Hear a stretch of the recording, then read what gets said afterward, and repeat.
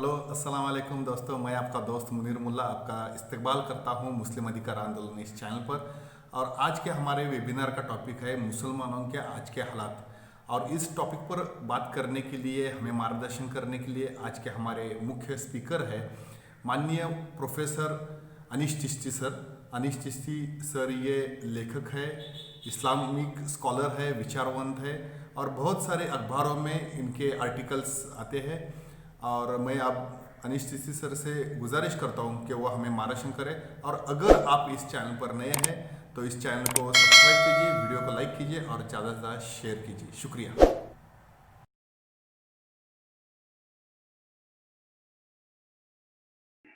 नहमदुहु व नुसल्ली अला रसूलिहिल करीम।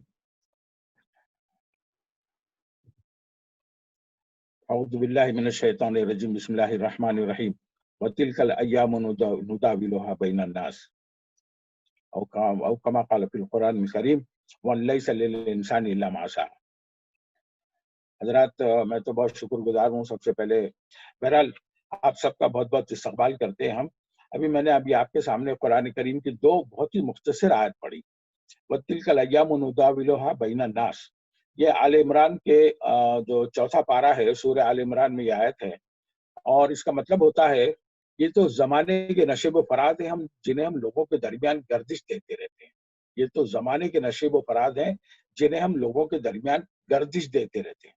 Common man को बिल्कुल एकदम मर्तबा मुझे बहुत ही आम जलसे के अंदर ये बात करनी पड़ी, तो मैंने कहा भैया इसको ऐसा समझ लो कि कभी गाड़ी नाव पर कभी नाव गाड़ी पर। इस आयत का तकरीबन तकरीबन इस तरह से उसका मतलब निकाल सकते हैं हम कि जमाना है ये उसका उलट फिर जारी रहता है।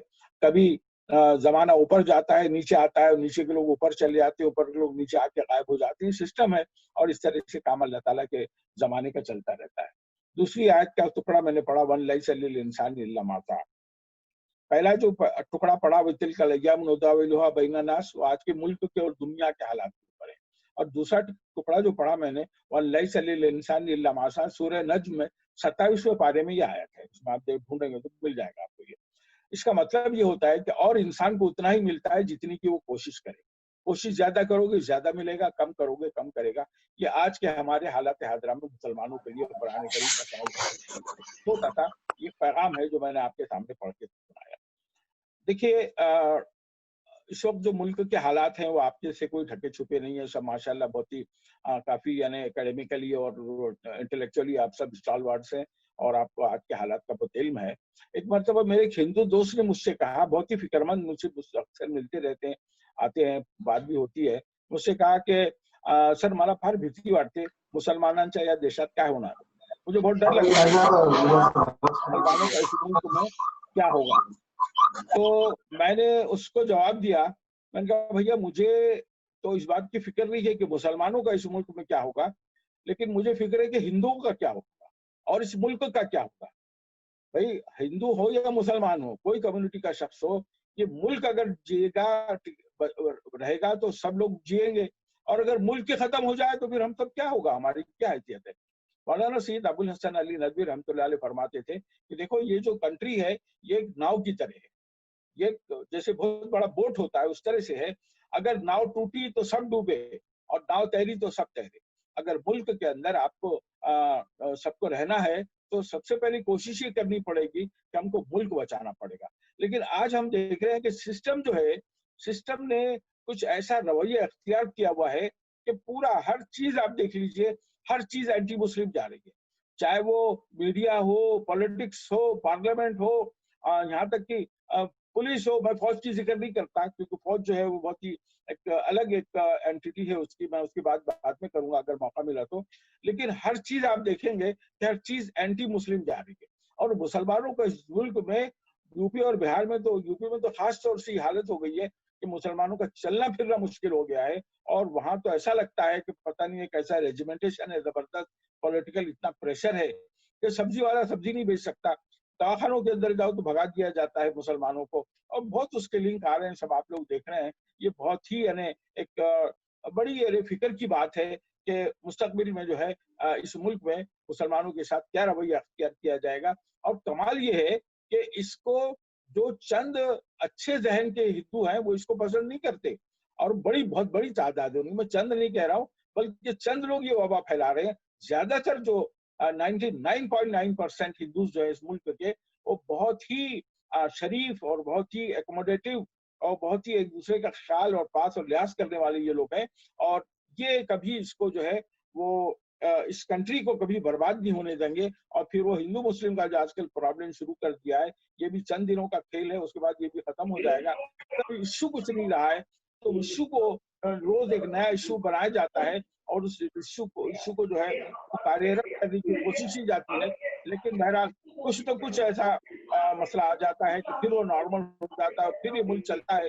बिल्कुल ऐसा समझिए कि मुल्क जो है साथियों के सहारे चलता है, अच्छियाँ होती हैं, उस तरह से ये मुल्क चल रहा है। तो मैंने जो आपसे बात अर्ज की थी वो ये था कि इस वक्त जो मुल्क के हालात हैं वो हमारे सबके सामने हैं, कोई ढकी छुपी बात नहीं है।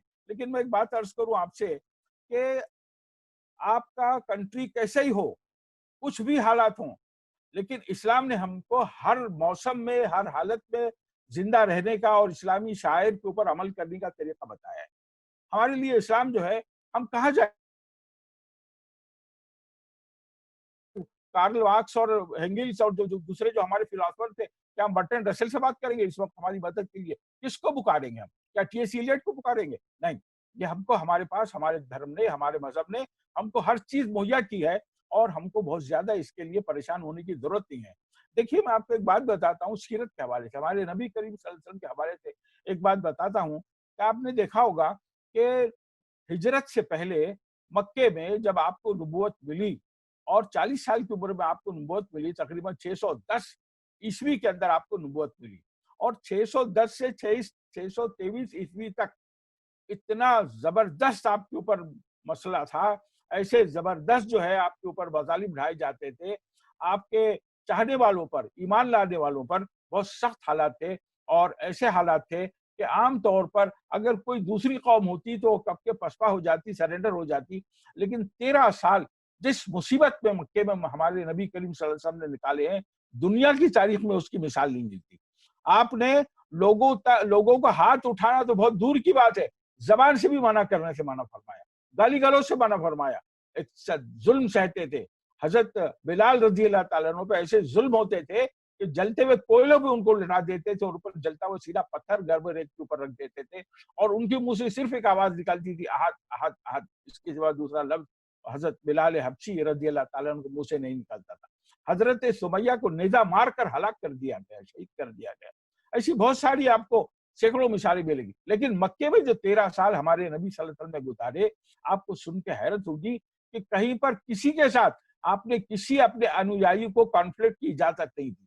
बिल्कुल खामोश, एक तरफा वन वे ट्रैफिक चल रहा था और सब बर्दाश्त कर रहे थे, बर्दाश्त कर रहे थे। यहाँ तक कि एक वक्त ऐसा आया कि आप बर्दाश्त से जब बाहर हो गया तो आपको हुक्म दिया गया कि आप हिजरत कर लीजिए, आप हिजरत कर लीजिए।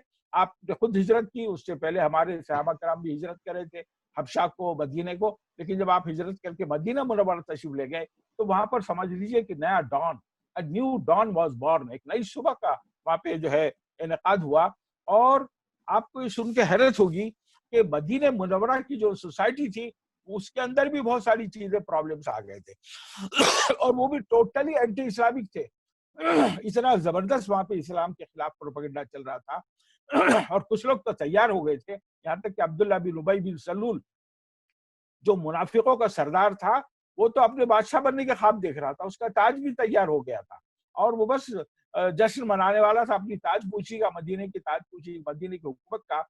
उसी में नबी करीम सल्लल्लाहु अलैहि वसल्लम तशरीफ ले आए और फिर समझ लीजिए एक भौचाल आ गया वहां पे, सोशलॉजिकल सोशल सोशल एक वहां पे भूचाल आ गया, पॉलिटिकल वहां पे एक इम्बैलेंसमेंट हो गया। यहाँ तक के जो वहां का इकोनॉमिक थी उसके ऊपर भी बहुत बड़ा प्रॉब्लम वहां पे क्रिएट हो गया। और होते होते यहाँ तक हुआ कि मदीने के लोग, एक नए जो लोग आ रहे थे, इनसे थोड़े से वो दहशत ज़दा रहने लगे और उनको ऐसा लगने लगा कि अब जो है पता नहीं इस मदीने में क्या होगा और ये नई सियासत, नई पॉलिटिक्स जो है किस तरह से काम करेगी और क्या क्या इसके बारे में इसके रिपरकशंस होंगे। बहरहाल वहां पे इस तरह का जो है वो सिलसिला चलता रहा। ऐसे सख्त हालात में हमारे नबी करीम सल्लल्लाहु अलैहि वसल्लम ने अपने मानने वालों को सिर्फ ये कहा, आपको 4 आदेश दिए उन्होंने। नबी करीम सल्लल्लाहु अलैहि वसल्लम ने जो लोग ईमान लाए थे, जो हिजरत करके मदीना मुनव्वरा चले गए थे, उनको सिर्फ आपने 4 आदेश दिए।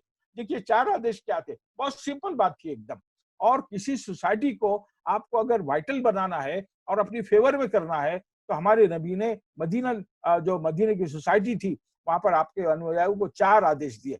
सबसे पहला हुक्म ये था कि सलाम को आम करो। सलाम को आम करो का मतलब ये होता है कि आप सल्लल्लाहु ने लोगों से कहा कि लोगों तक सलामती पहुंचाओ। आप सलाम को क्या समझते हैं? पहला आदेश तो ये था, मैं इसके बारे में बताऊंगा आपको। दूसरा आदेश ये दिया कि भूखों को खाना खिलाओ, जो भूखे हैं उनको खाना खिलाओ। तीसरा आदेश ये दिया कि कतई रहमी ना करो, जो तुम्हारे रिश्ते हैं, जो नाते हैं, जो संबंध हैं, इनके अंदर दरार पैदा मत करो, इनको तोड़ो मत, इनको काटो मत, बल्कि एक दूसरे के साथ सिलह रहमी करो, मोहब्बत का और उसवत का और मसावत का बर्ताव करो। और चौथा आदेश जो दिया वो मुसलमानों के लिए बहुत देखने जाए जो अमल करने वाली चीज है। आपने फरमाया कि जब सारी दुनिया सो रही हो, आराम कर रही हो, तो तुम उठो और तुम अल्लाह के हुजूर नमाज पढ़ो, तहज्जुद पढ़ो और अल्लाह से दुआ मांगो। ये 4 चीजें बताई आपने। सबसे पहले फरमाया कि सलाम को आम करो। सलाम का मतलब ये होता है कि जब आप किसी को सलाम करने के लिए हाथ उठाते हैं, तो दरअसल एक तरह का ओथ लेते हैं कि डोंट वरी, आपके ऊपर ये जो हाथ है कभी उठेगा नहीं, ये सलामती के लिए हाथ उठा है। और यू आर इन द जिसको बोलेंगे हम के जो महफूज हाथों में आप, you are in the security. मैं अपना हाथ कभी आपके ऊपर नहीं उगारूंगा, कभी नहीं उठाऊंगा, और ये हाथ आपको सलाम के लिए उठ रहा है। तो सलामती आपके ऊपर जब हम ये दुआ करते हैं, तो सामने वाले के दिल में भी एक जो है वो ख्वाहिश पैदा होती है कि वो भी आपके ऊपर सलामती का जवाब भेजता है। और सलाम काम करने का आपने हुक्म दिया। दूसरा आपने जो हुक्म दिया था वो था भूखों को खाना खिलाओ। देखिए क्या बात है ये। उस वक्त जो मदीने की सोसाइटी थी, वहां के अंदर बहुत ज्यादा पैसा नहीं था, मुसलमान गरीब थे, और सबसे बड़ा पैसा दौलत जो थी वहां पर यहूदियों के पास थी। जो मदीने की सोसाइटी थी उसके अंदर मुसलमान थे, उसमें ज्यूस थे, क्रिश्चियन थे, यहाँ तक कि बुत परस्त थे, सूरज की पूजा करने वाले लोग थे, धरती की पूजा करने वाले लोग थे, और जिसको हम आजकल के नास्तिक कहते हैं वो लोग भी वहां पे थे। अजीब अजीब किस्म के वहां पे मदीने की सोसाइटी के अंदर जितने भी धर्म के मानने वाले वो सारे लोग थे वहां पर। लेकिन आपने कहा भूखों को खाना खिलाओ। सबसे ज्यादा भूखे वहां जो थे, जैसे आज हमारे यहाँ का जो डाउन ट्रॉडन मजदूर तबका है, वैसे ही मजदूर तबका वहां पर था, और वो भी हमेशा अनाज की तलाश में और भूख में रहते थे। और उनको खाना खिलाने का जब आदेश दिया, तो एक मदीने की सोसाइटी के अंदर एक किस्म की मोहब्बत पैदा हो गई। अरे कहने लगे ये हमको खाना खिलाते हैं। और इस तरह से जो है उन्होंने मुसलमानों के करीब आने की जो है वो पैरवी शुरू कर दी, और देखते ही देखते माहौल बिल्कुल बदल गया। और इसी तरह से आपने जो तीसरा हुक्म दिया, कतई रहमी ना करो। रहम कहते हैं अरबी जबान में गर्भाशय को, जो माँ के पेट में जो गर्भाशय होता है उससे निकला है रब्ज रहम, उसे उसे कहते हैं रहम। और उसी से रहमदिली, जो हम करुणा और जो हम इसको मोहब्बत और प्यार और उनसियत जो कहते हैं, वो असल में वही रहम का एक हिस्सा है। जब माँ, अब यहाँ पर एक बहुत बड़ी बात यहाँ पे कही गई कि कतई रहमी ना करो। सबसे पहले मोहब्बत अपने खानदान वालों से होनी चाहिए, आपके भाई बहनों से, भाई बंधुओं से, जितने भी रिश्तेदार हैं आपके, चाहे वो आपके खाला की तरफ से हो, आपके मामू की तरफ से हो, चाहे चचा की तरफ से हो, यानी बाप की तरफ से हो या माँ की तरफ से हो, उनके साथ मोहब्बत का बर्ताव करना पड़ेगा। उनके साथ कतई रहमी करके काम नहीं चलेगा। लेकिन इसका एक बड़ा परवेडिव, इसका जो एक बहुत बड़ा जो दूसरा ये असर है, वो ये है कि जितने भी इंसान हैं, वो सब के सब किसी न किसी की माँ के पेट से निकले हैं। हजरत ईसा अलैहिस्सलाम के बाप नहीं थे, लेकिन आपकी वालिदा तो थी। इसलिए दुनिया के अंदर कोई शख्स ये दावा नहीं कर सकता कि मैं माँ को नहीं जानता और मुझे माँ के पेट का इल्म नहीं है। लेकिन हर शख्स जो है माँ के पेट से निकला है। आपका ये कहना कि कतई रहमी ना करो, इसका मतलब सारे इंसान जो है वो आपस में भाई हैं। वो जो जिसको मानवता मानवता आज कहते हैं, आपने उसको प्रैक्टिकल वहां पे करके बताया। और आपने तीसरा हुक्म ये दिया कि कतई रहमी रहमी ना करो। जहां पर जब तुम देखो कि कहीं पर दुख देखो, कहीं पर तुम डिस्टर्बेंस देखो, जहां पर तुम जुल्म देखो, तो वहां तुम्हारे अंदर रहम पैदा होना चाहिए, और तुम रहम का बर्ताव करो मदीने के लोगों के साथ। आप सल्लल्लाहु अलैहि वसल्लम ने अपने अनुयायियों को, मुसलमानों को ये हुक्म दिया। और चौथा हुक्म जो था वो ये था कि तुम फजर की नमाज से पहले जो नमाज पढ़ी जाती है, जिसको हम तहज्जुद की नमाज कहते हैं, और फजर का वक्त होने से पहले, जैसे आजकल हम जो सहरी का वक्त खत्म करते हैं, वो असल में तहज्जुद के वक्त के खत्म होने का ऐलान है। सहरी का वक्त खत्म हुआ, फजर का वक्त शुरू हो जाता है। तो जब सहरी से पहले का जो वक्त होता है वो तकरीबन 2:30-3 बजे से शुरू होता है हिंदुस्तान में इन दिनों में। तो वो फजर की अजान तक रहता है। इसका मतलब ये हुआ कि जब सारी दुनिया गहरी नींद में सो रही है और बेहतरीन अंदाज से इंसान को जो नींद लगती है वो यही वक्त होता है।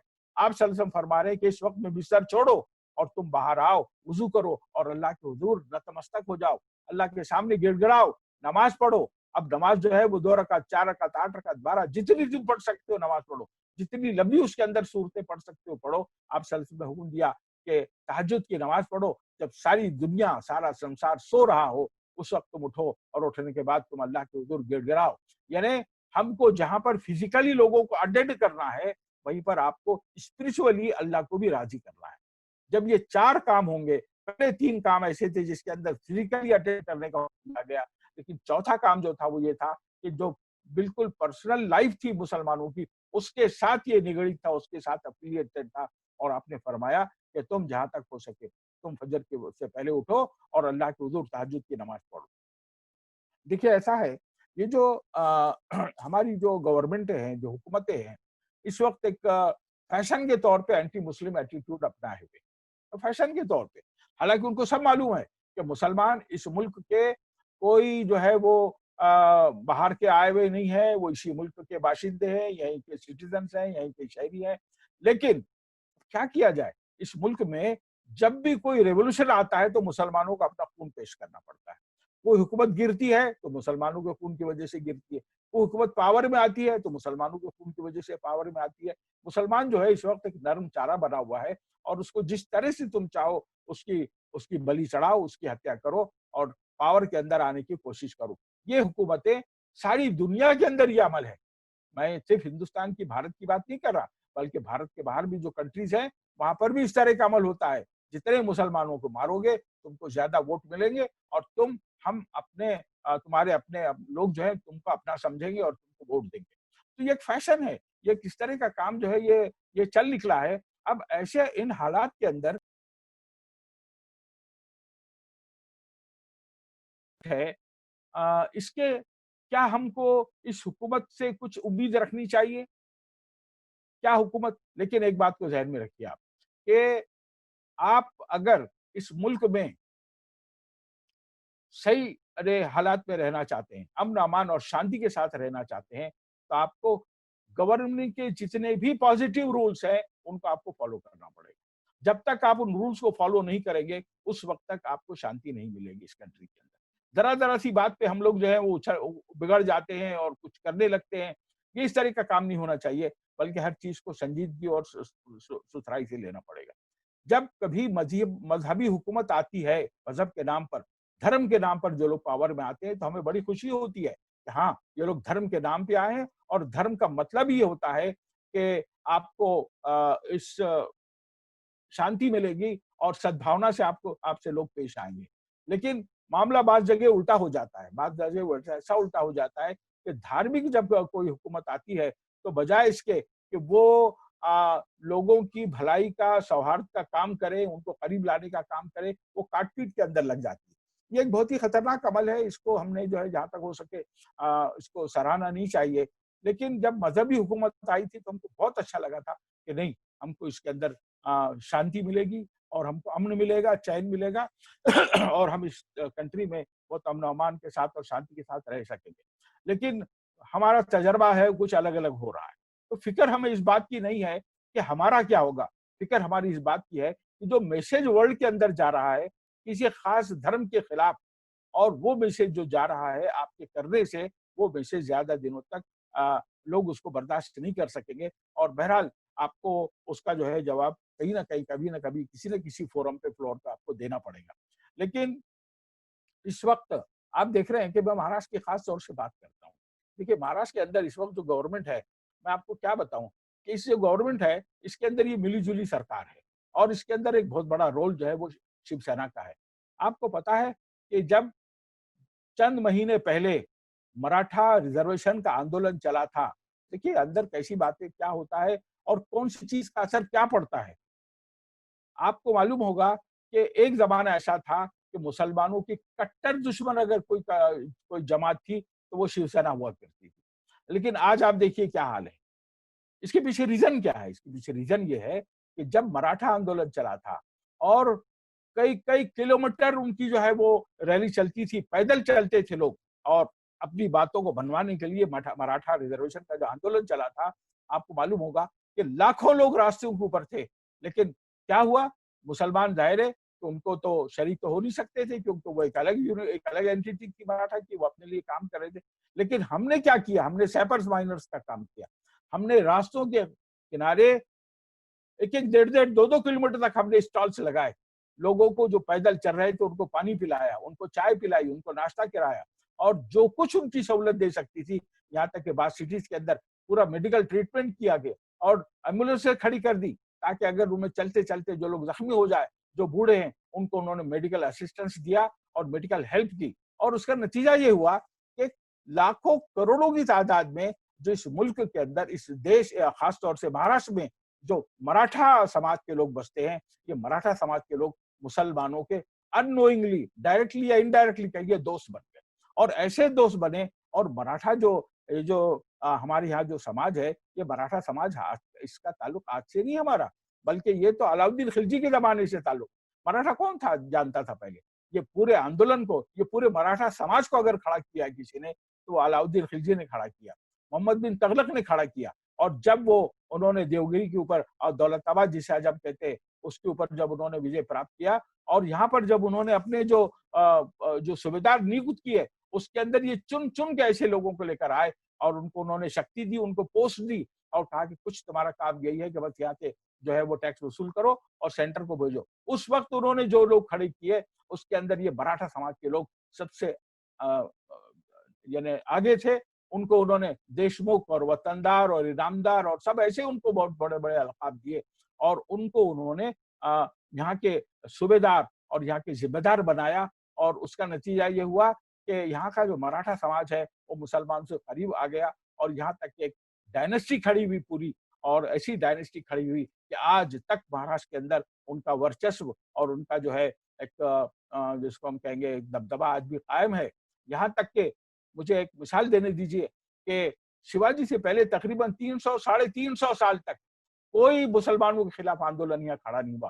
किसी बादशाह के खिलाफ किसी मराठा ने कोई आंदोलन नहीं पुकारा।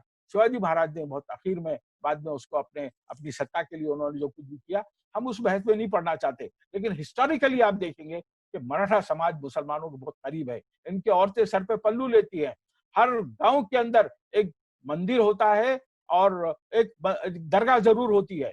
हर गांव के अंदर 3 पोस्ट लाजमी है, और ये सब के सब यहाँ के मराठा समाज ने उसको एस्टेब्लिश किया।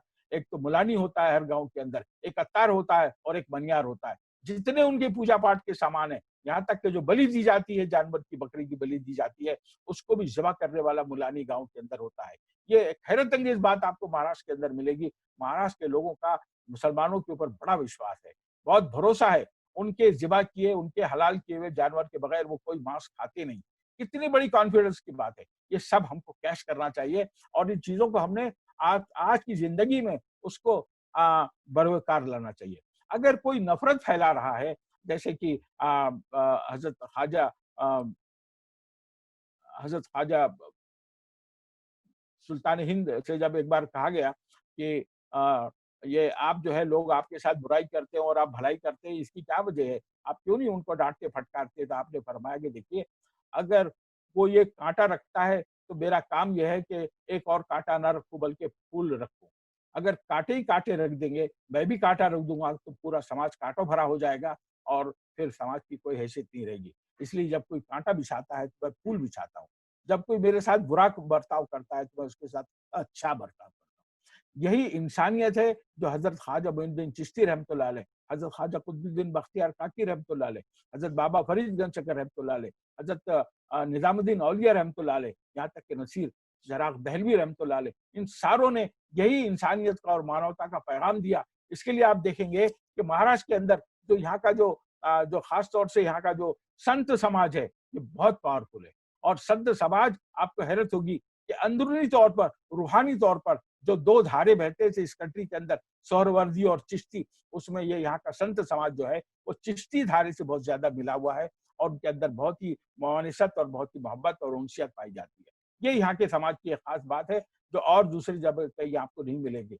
महाराष्ट्र के अलावा कुछ हिस्सा उसका कर्नाटक में भी हो सकता है, आंध्रा में भी हो सकता है, लेकिन कंट्री के दूसरी जगह जहां जहां पर बड़े बड़े संत आराम कर रहे हैं, लेकिन वहां पर वहां के कम्युनिटी ने, वहां की नॉन मुस्लिम कम्युनिटी ने उनके पैगाम को और उनके इसको जिस तरह से नहीं लिया, जिस तरह से महाराष्ट्र के मराठा समाज ने लिया है। इसलिए आप याद रखिए कि इस मुल्क के अंदर अगर हमको इज्जत की जिंदगी गुजारनी है तो सबसे पहले हमको बताना पड़ेगा कि हम मुसलमान आपके लिए फायदेमंद है, नुकसानदेह नहीं है। और जो कुछ भी प्रोपेगेंडा चल रहा है ये सिर्फ अफवाह है। अफवाह है कि यहाँ उन्होंने बम मार दिए, यहाँ कर दिए, वो कर दिए, सब अफवाह है। और आप देख रहे हैं कि जितने लड़के बॉम्ब ब्लास्ट के अंदर पकड़े गए थे वो सबके सब जेलों से छूट रहे। और क्या वजह है कि 2014 के पास बॉम्ब ब्लास्ट एकदम खत्म हो गए, बंद हो गए? ये क्या चीज है? हमको इसके बारे में बहुत सोचना पड़ेगा और इसके बारे में हमको काम करना पड़ेगा। याद रखिए, इस मुल्क की भलाई अगर किसी में है तो हिंदू मुस्लिम इत्तेहाद में है, भाईचारे में है, मोहब्बत में है। और यहाँ तक मैं कहूंगा हमारी भलाई इस मुल्क की अगर है किसी में है तो पयामे इंसानियत में है।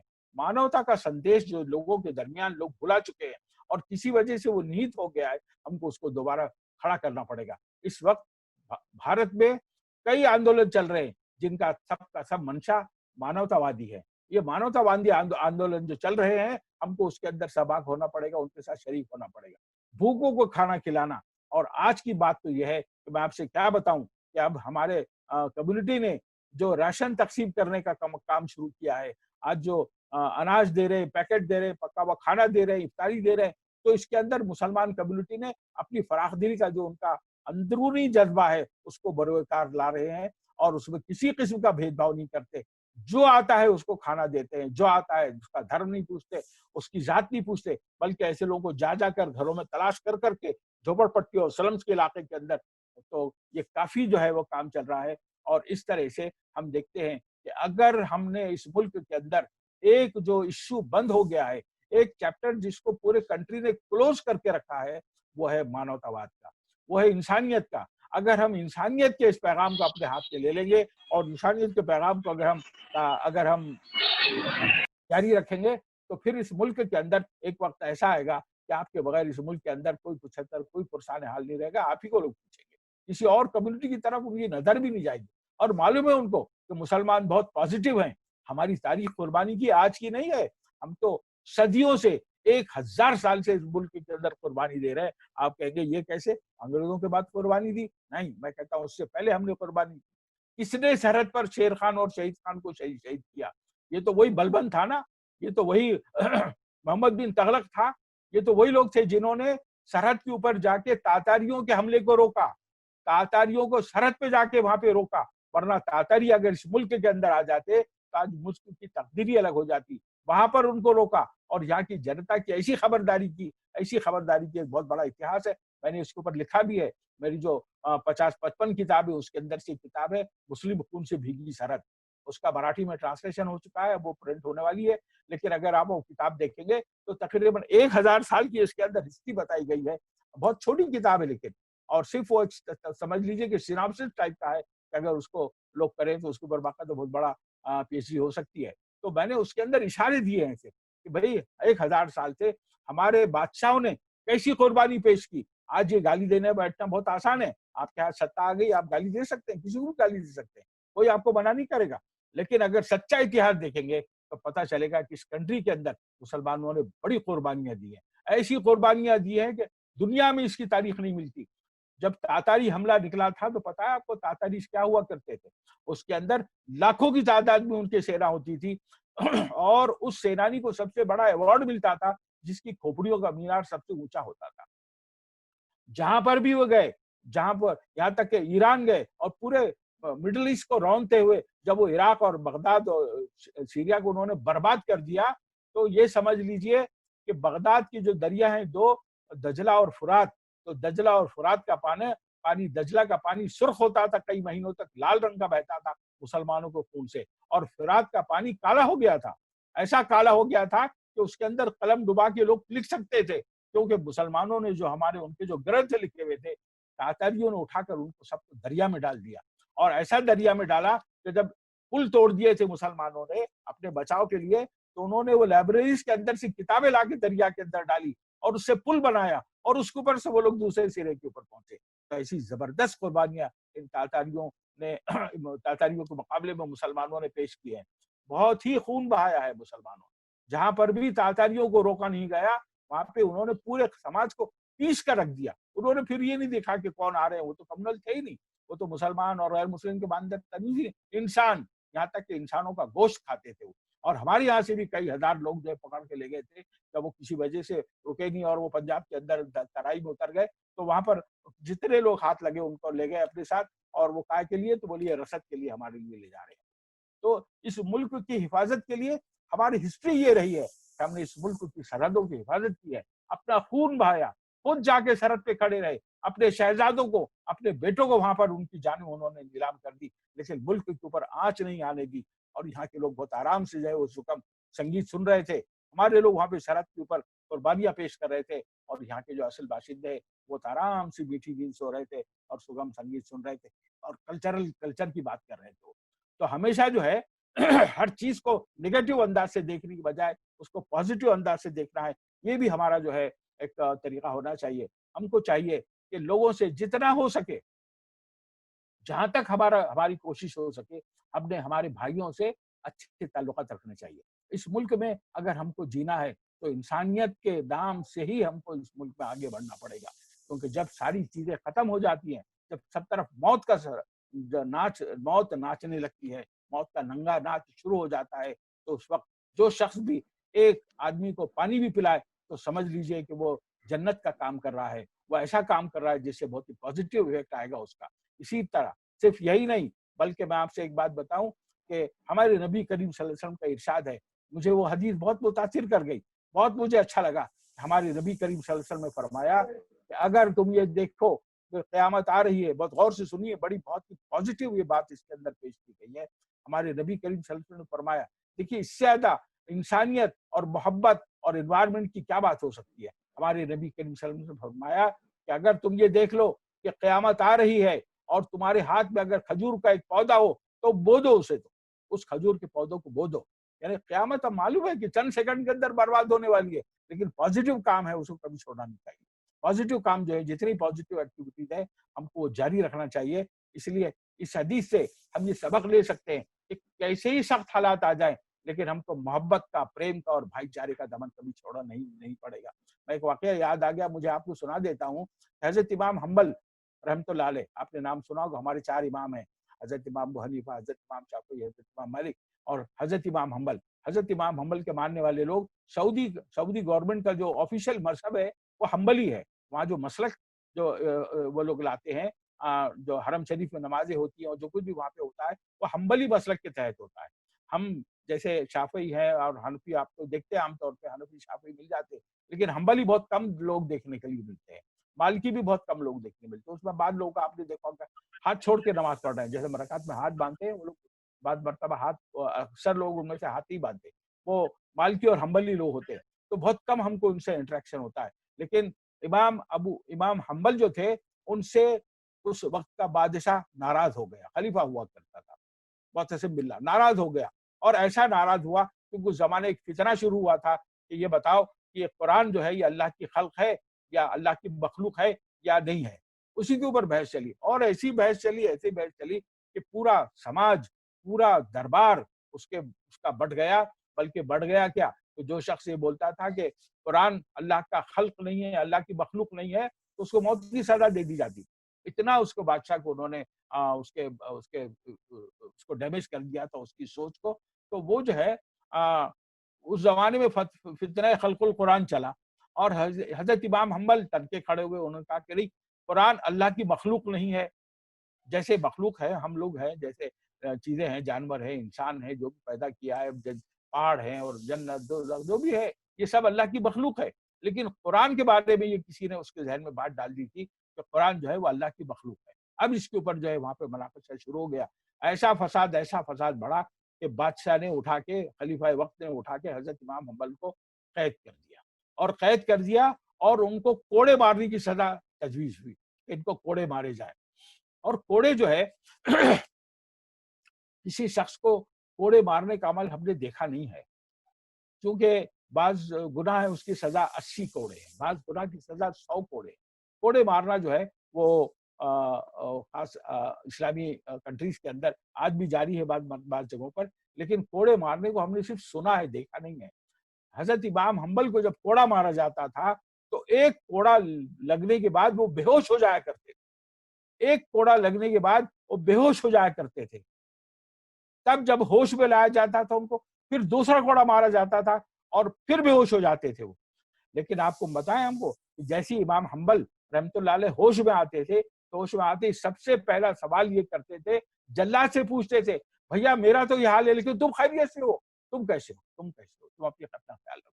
ये सोचिए कि हमारे हमारे बुजुर्गों की मोहब्बत का ये आलम है। उनसे किसी ने पूछा, हजरत क्या आपको जो कोड़े पड़ते हैं इसकी क्या है, कैसी है, ये कोड़े कैसे होते हैं?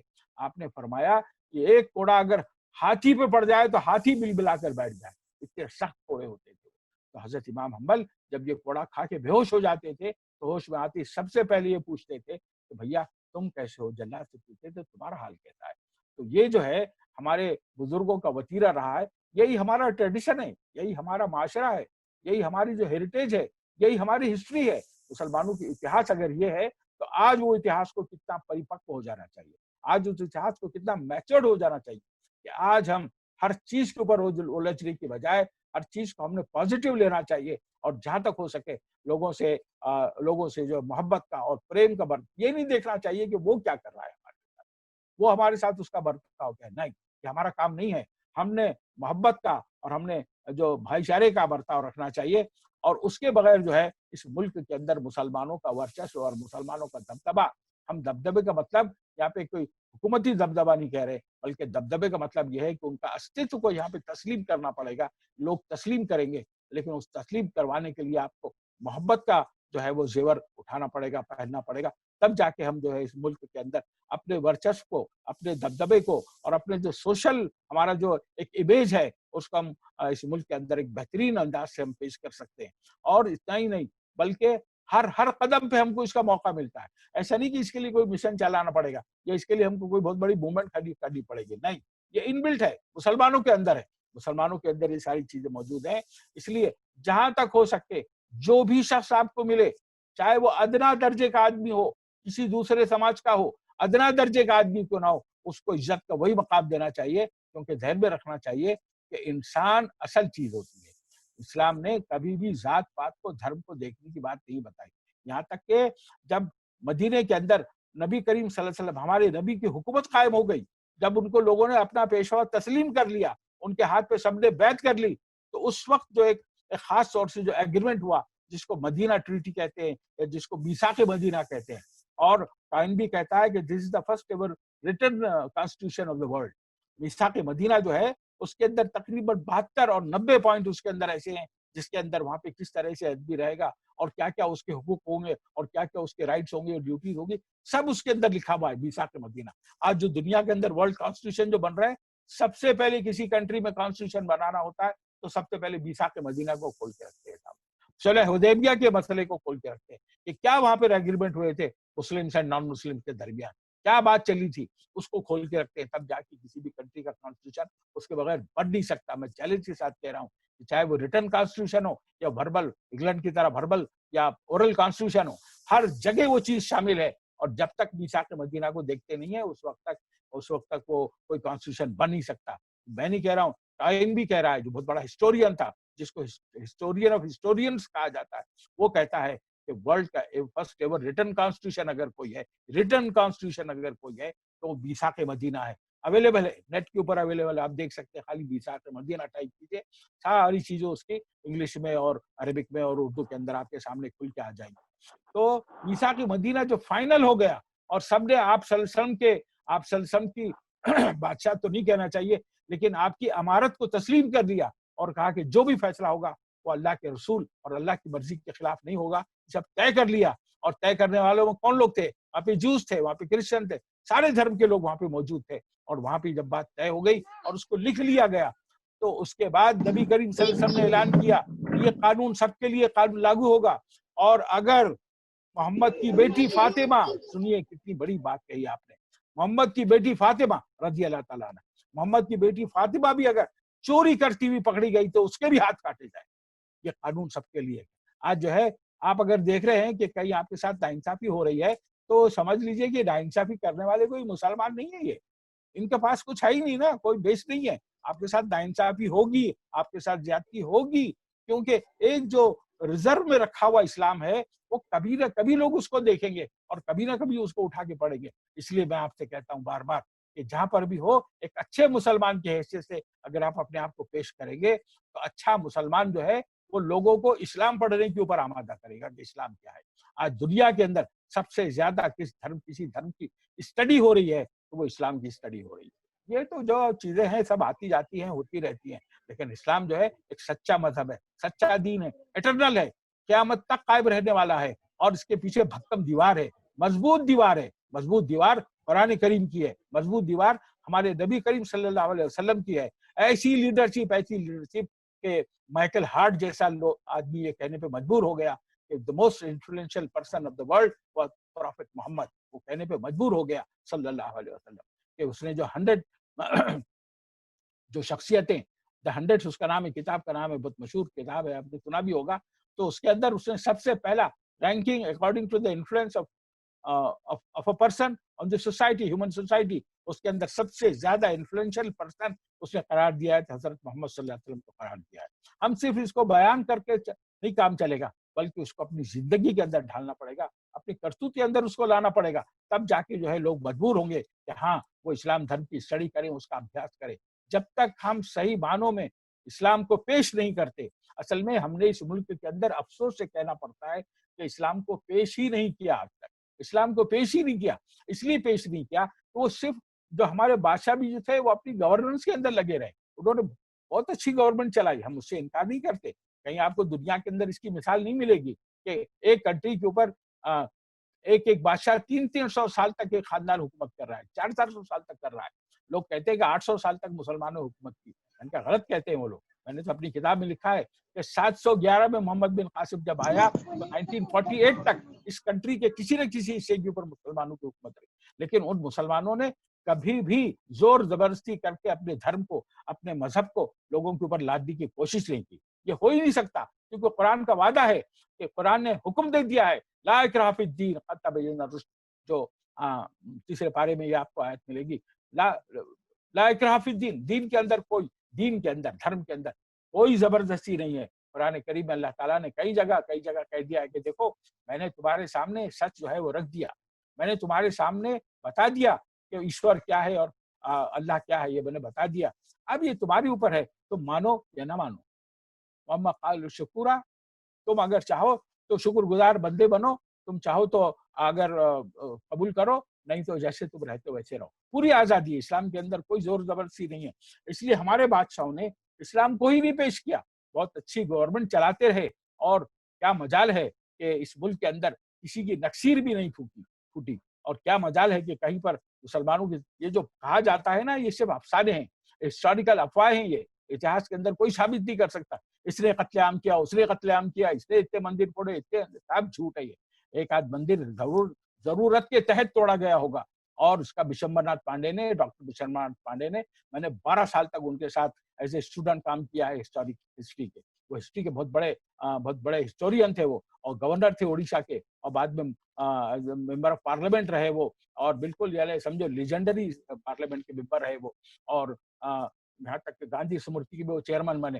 میں 12 سال تک ان کے ساتھ میں نے الحمدللہ کام کیا ہے، اور بڑی بڑی شخصیتوں کے ساتھ میں نے زندگی گزاری ہے. انہوں نے کتابیں لکھی ہیں ٹیپو سلطان پر، اورنگزیب پر، اور ایسی ایسی باتیں اس کے اندر انہوں نے اس کا جواب دیا ہے کہ جو کچھ ہے یہ تاریخی افواہ کہتا ہوں میں اس کو.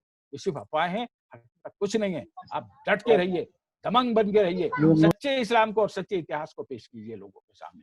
آپ کے دین میں کوئی کھوٹ نہیں ہے، آپ کے مذہب میں کوئی کھوٹ نہیں ہے. اور کوئی آپ کو اکیلے میں دیکھ کے مارتا ہے یا کچھ سزا دیتا ہے یا کچھ کرتا ہے یا آپ کے خلاف کوئی فیصلہ آتا ہے، نو پرابلم، یہ ہوگا، یہ ہونا چاہیے. یہ ہوگا نہیں جب تک تو آپ اٹھے گی بھی نہیں نا، کھڑے بھی نہیں ہوں گے. یہ ہوتا ہے، ہونا چاہیے. اور ہم نہیں کہتے کہ یہ اس کے اندر ظلم مسلمانوں کے اوپر روا رکھنا ان کے لیے ٹھیک ہوگا، ایسا کبھی بھی نہیں ہو سکتا. ظلم کی نگیا زیادہ دنوں تک نہیں چلتی، یاد رکھیے. کفر کی حکومت چل جاتی ہے، مشرک کی حکومت چل جاتی ہے، لیکن ظلم کی حکومت کبھی نہیں چلتی. بہت جلدی اس کا جو ہے حساب کتاب چکانا پڑتا ہے. تو آپ بالکل فکر مند ہوئیے. اور اس کو ہم نے آج تک اس ملک میں इस्लाम को पेश नहीं किया गया है। जिस तरह से मुसलमानों ने इस्लाम को पेश करना चाहिए था, हमारे बादशाहों ने पेश करना चाहिए था, वो बेचारे नहीं कर पाए। उनकी अलग मजबूरियां थी। देखिए ना, आप कैसे करेंगे वो। मैं आपको मिसाल देता हूँ। इस वक्त 130 करोड़ मुसलमान हैं। 130 करोड़ पॉपुलेशन है, सॉरी, 130 करोड़ इस मुल्क का पॉपुलेशन है। उसके अंदर 30 करोड़ जो है मुसलमान हैं। मुझे बताइए आप, एक तो होती है इलेक्शन जीतना, एक चीज होती है, और एक चीज होती है हुकूमत चलाना। ये दो अलग चीजें हैं। आप इलेक्शन जीत भी जाएं और हुकूमत चलाने जब बैठेंगे तो दाल आटे का भाव मालूम पड़ेगा कि हुकूमत चलाना होता क्या है।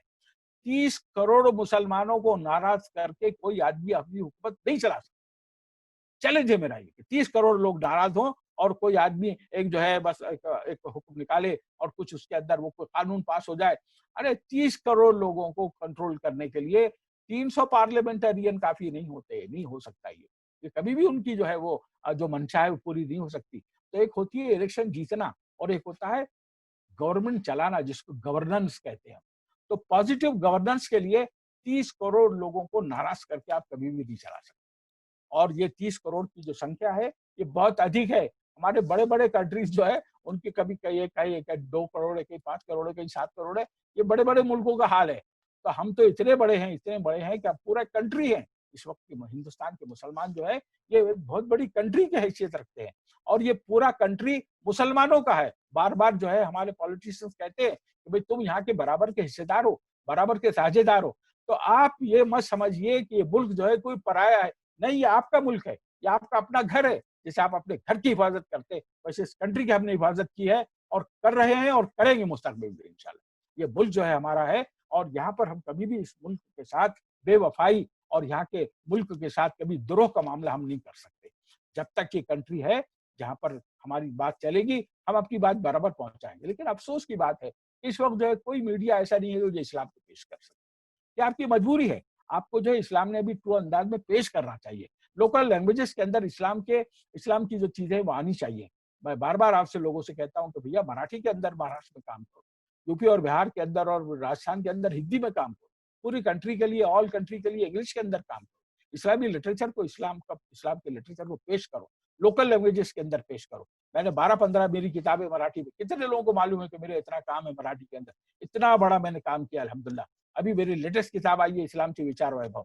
अब देखते देखते किताबें खत्म हो जाती हैं। आप देखिए सकाल पब्लिकेशंस की मेरी किताबें छापी है और भी दूसरे बहुत सारे पब्लिशर्स हैं जो मेरी किताब छापते रहते हैं बराबर। और इस वक्त भी इकबाल पर मेरी बहुत बड़ी किताब आ रही है इंशाल्लाह। अभी ये लॉकडाउन की वजह से सब वो ब्लॉक हो गया है, बात अलग है, लेकिन तकरीबन 350 पौने 400 पेजेस की डॉक्टर अल्लामा इकबाल पे किताब आ रही है। उसके अंदर यही हम गलतफहमी को दूर करने की कोशिश कर रहे हैं। मतलब मेरे कहने का यह है कि जो आदमी जहां पर है वो इस कंट्री का, इस देश का सिपाही है।